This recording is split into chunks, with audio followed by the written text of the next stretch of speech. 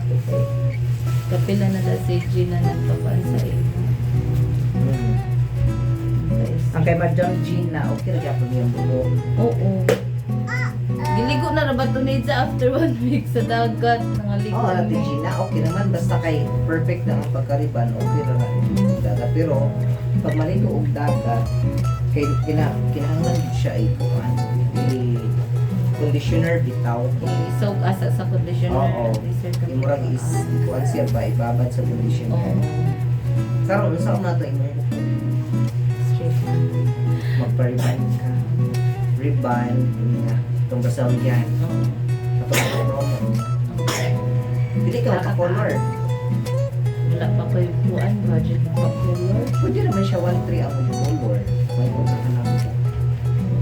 Oh, nya pa man ko magkakuan, makadugang dagan ito partner na ikaw po pa color may kanang blonde, blonde ka din. Pwede naman. Paapas na nimo dali. Okay ra? Ayaw. Sige. Ay, may problema basta. Naato ko sa kuan, sa Quest G. Naka din ba? Kuan lang ka ng First time di ba ni imong hair?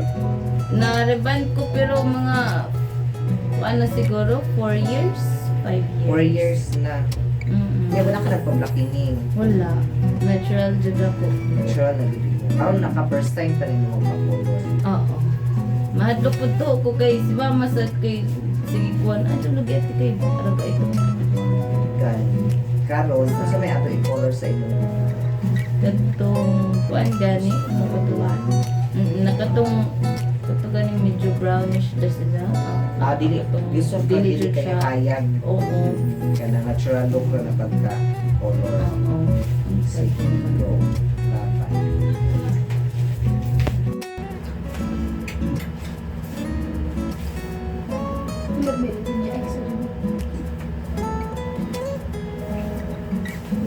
Pa-haircut ang pali, madam. Di na, ang tumuli. Dili lain tanawon, dili. Pwede naman pa-haircut ang tumuli. Tim mami mana? Han si mama. Mami mana? Mana Ato na ang haircut ang tumuli.